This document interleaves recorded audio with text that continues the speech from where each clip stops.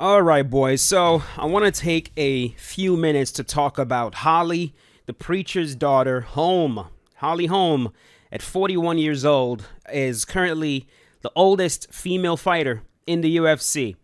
It's very interesting because she's fighting at a lower weight class. It is a women's weight class, but at the end of the day, it is still a lower weight class. And historically speaking, the lower you go in weight class, the more important youth actually becomes, because with youth comes athleticism. Of course, your body is a bit more durable. Those guys in lower weight classes, they tend to be faster. They're overall more skilled. But I think because we're dealing with female fighters, right?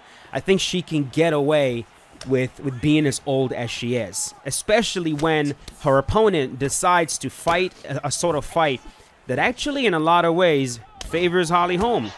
So her opponent was Yana Kunitskaya, right? That's her name. I believe she got married to Tiago Santos. So her last name is now Santos. My bad. Yana Santos. That's her name now. Her game plan to fight Holly Holm was to try to pressure Holly, pin Holly against the cage, and try to take Holly Holm down. Use a lot of clinching, pretty much try to negate the striking of Holly Holm, because Holly is known as a really good boxer, very good high kicks, just overall good striking in the women's division. And it completely backfired. And I think a big reason why it backfired is because of how Holly Holm chose to approach the fight. Now, a lot of people, when they go into a fight like this, they assume one single role. I am the striker, you're the grappler. If you try to take me down, I'm going to do everything in my power to deny the takedown, get back to the center of the octagon, and try to use my striking to damage you before you can shoot on me again. That's like the classic Edson Barboza way of doing things. You want to take me down? All right, you can try everything. I'm going to try to defend takedowns and just try to use my striking and work my striking really, really hard to try to hurt you before you can drag me to the ground again.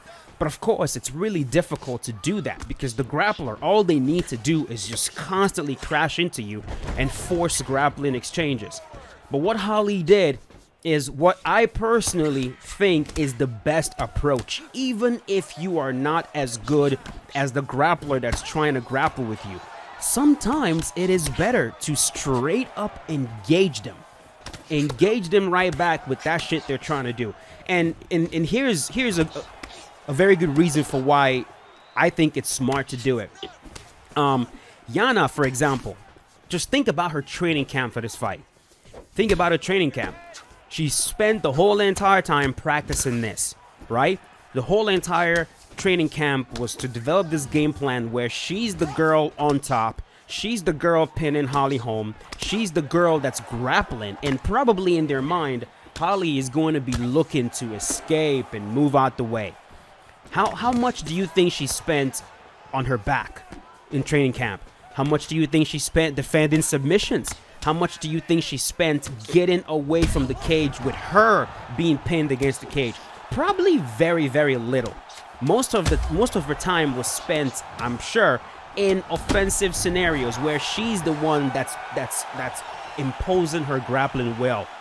And so when you go into the fight and all of a sudden she's now being put in positions that she barely practiced because she didn't anticipate she was going to be there, it becomes a completely different fight.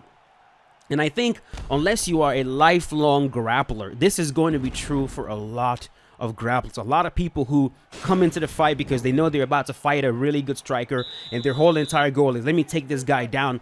If the striker can reverse that and take them down, you might be surprised at how easily you're able to actually hold those guys down. Like, look at Usman, for example. Usman, even though he's a lifelong grappler, when Leon Edwards took that man down and pinned him and got him in mount and took his back, it was actually surprising how easy it was for Leon to pin him.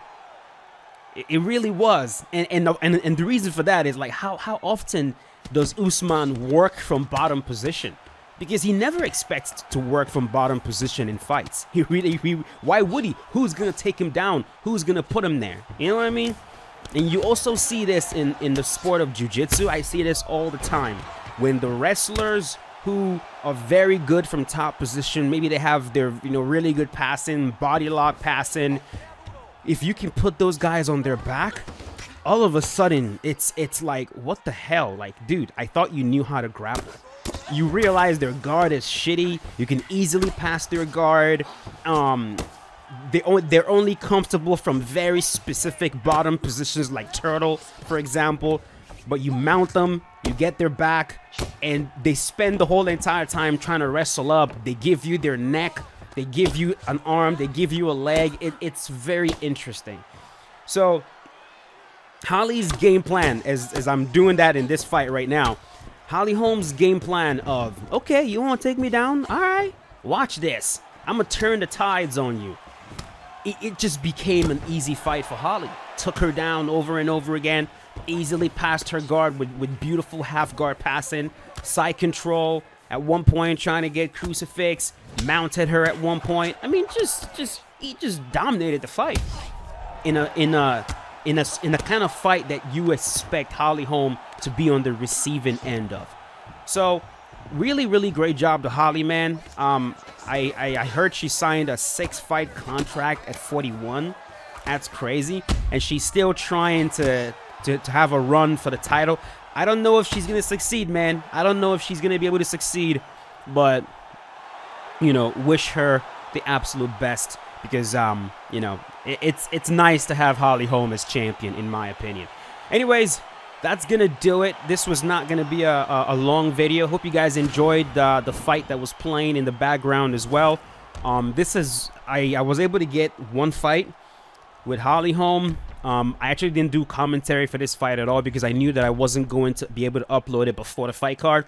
So I wanted to try to use this to do what I'm doing right now, which is just do commentary on the Holly Holm fight, whether she won or whether she lost. I actually thought that there was a good chance she was going to lose this one, just because she's a little bit inconsistent.